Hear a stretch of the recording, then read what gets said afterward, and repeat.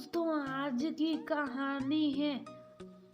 बहू घर के काम ही तो करती हो, कौन सा अनोखा करती हो। दोस्तों, कहानी शुरू करने से पहले अगर आपने चैनल को सब्सक्राइब नहीं किया हो तो कर लीजिए ताकि आपके पास पहुंच सके हर नया वीडियो। अरे यार मालती, मुझे चाय पीने की इच्छा हो रही थी।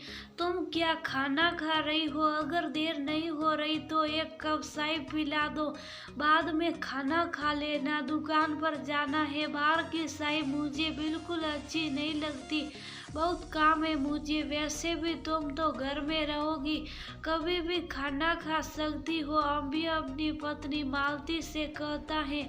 मालती एक आदर्श पत्नी की तरह मुस्कुराते हुए अपनी प्लेट खुद से दूर की और बोली, जी बिल्कुल, मैं बाद में खा लूंगी। आपके लिए चाय अभी बना कर लाती हूँ। तभी मालती की बेटी नेहा आई और प्लेट को अपनी माँ की तरफ खिसकाते हुए बोली, माँ, बड़ी दादी, दादी सबने खाना खा लिया, अब आप खाना खाओ। चाय तो कोई भी बना देगा, मैं ही बना देती हूँ।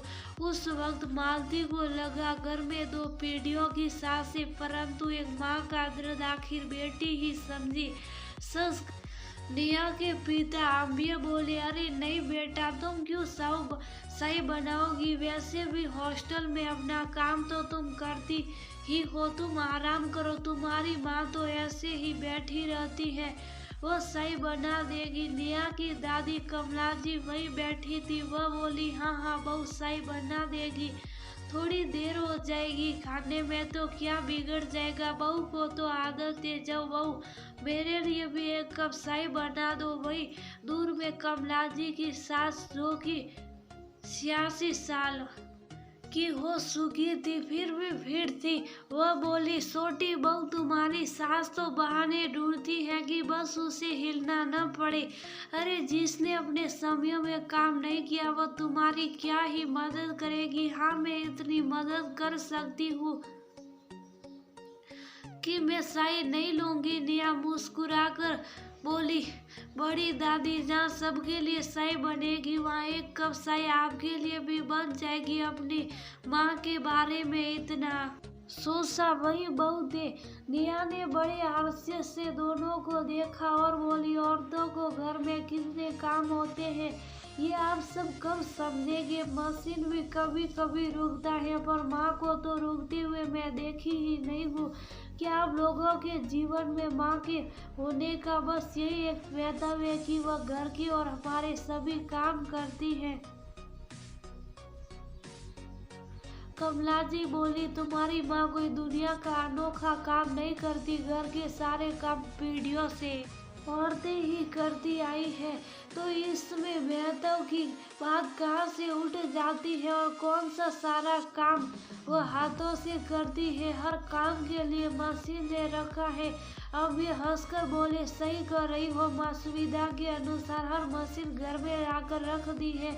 अब फिर भी बेटी शिकायत कर रही है, इसका मतलब है कि माँ ने इसके पास हमारी खिलाफ शिकायत की होगी। बेटा, तुम्हारी माँ को घर में क्या तकलीफ है? खाने के लिए खाना, कपड़ा और हर सुविधा सब कुछ तो मिल रहा है, और क्या चाहिए? मालती बोली, ये कैसी बातें कर रहे? घर संभालना और होम मेकर बनना मेरी खुद की पसंद थी, किसी ने मुझ पर दबाव नहीं डाला और ना ही मेरे माता पिता ने अपना पल्ला झाड़ा। मुझे वो ने इतना पढ़ाया लिखाया कि मैं शादी तो नौकरी कर सकती थी, पर क्या इस घर में मेरी जगह बस सबके मतलब के लिए ही है? इससे ज्यादा क्या मैं महत्व नहीं रखती? मालती की सास बोली, बहू, बात को तुल क्यों दे रही हो? इसके करने का वो मतलब नहीं था। आज बेटी को देखकर तुम्हें भी जोश आ गया। तुम तो इतना बोलती नहीं थी। तुम्हें ऐसा कौन सा काम करती हो जो दूसरी औरत नहीं करती?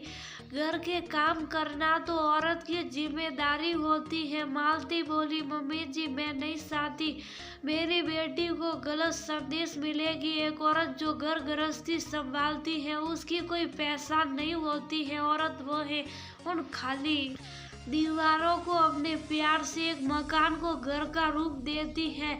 जो इन बातों को, इन एहसासों को महसूस नहीं कर सकते, उन्हें आखिर लोग क्या सिखाए। और जब कोई औरत ही बेटी बहू में और पति बहन और पत्नी में इतना भेदभाव करेगा तो कोई क्या कर सकता। और वह शुभ साफ अपना खाना खाकर वहां से उठ गई। अभी दुकान चले गए।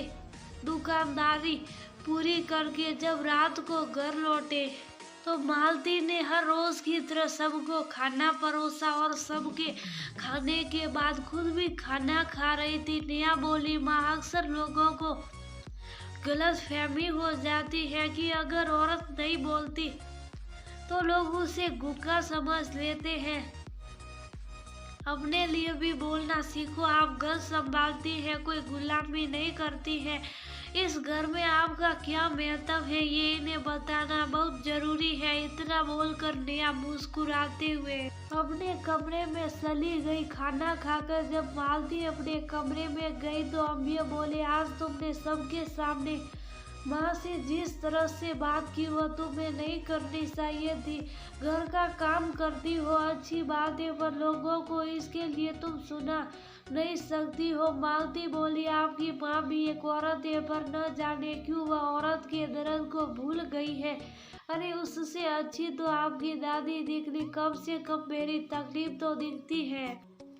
जिस दिन पुराने लोग ये समझ लेंगे कि घर की बहू भी थकती है, उसे भी पैरों में जो दर्द होता है और उस घर में उसकी भी एक खास जगह है, क्योंकि सबकी खुशी के लिए औरत अपने हर दर्द भूल जाती है। और फिर भी उसका पैतव ना दिया जाए तो उसे कितनी तकलीफ होती है, ये आप नहीं समझेंगे। मालती जब कमरे से बाहर निकली उसकी आंखें नम थी। बेटी ने माँ के चेहरे को देखा और पिता के पास जाकर बोली, पापा, अगर एक पति अपनी पत्नी की तकलीफों को नहीं समझेगा तो वह और किसी से उम्मीद करेगी। घर में काम करने वाली औरत का महत्व घर वाले नहीं देंगे तो और कौन देगा। ये मानसिकता पुरानी पीढ़ियों से चली आ रही है। इसे हम आप नहीं बदलेंगे तो आगे भी ऐसा होता जाएगा। अम्मी बेटी से बोले, बेटा मैं थोड़ी बोलता हूँ, उसको इतने सारे काम करने के लिए। नेहा बोली, अगर कल को आपका दामन अपने जीवन में मुझे महत्व न दे और मैं दुखी रहूं तो क्या आपको अच्छा लगेगा। एक औरत घर की सांसें होती है। अगर सभी कामों को प्राथमिकता देना बस छोड़ दे तो सोचिए हमारी क्या हालत हो जाएगी। इतना बोलकर वहां से चली गई। रात में जब मालती काम करके अपने कमरे में आई और अपने सर को दीवार में टिकाई, अम्मी धीरे से उसके सर को दबाने लगे। मालती हड़बड़ाकर बोली, ये क्या कर रही है आप? मम्मी जी देखेगी तो क्या बोलेगी? अम्मी बोले, औरत का पैतव घर में क्या होता है ये उसके न होने पर ही पता चलता है। बेवकूफ लोग होते हैं जो अपनी जिंदगी में औरत को महत्व नहीं देते हैं, क्योंकि बिना औरत के तो हर मर्द अधूरा होता है। मालती की आंखों में खुशी के आंसू थे और अम्मी बड़े प्यार से उसके आंसू को पोंछते हुए उसे अपने होने का एहसास दिला रहे थे। नेहा को खुशी हुई कि उसके पिता ने अपने जीवन में अपनी पत्नी का महत्व जाना। अब उसकी माँ अकेली नहीं है। उसके आंसू को पोंछने वाला उसके पिता का मजबूत कंधा उसके साथ ही। नेहा अब निश्चित हो गई कि माँ का ख्याल रखने वाला भी कोई है। कोशिश से ही तो बदलाव आता। अम्मी अब मालती का हमेशा ध्यान रखते थे और अपनी माँ को भी इस बात के लिए समझाते थे कि एक औरत के मान सम्मान के साथ उसके घर में उसके महत्व को भी समझना चाहिए। आपके समय में नहीं था तो आपने बहुत कुछ सहा होगा। कम से कम अपने आने वाली पीढ़ियों को वही दर्द ना हो। हमें ये कोशिश करनी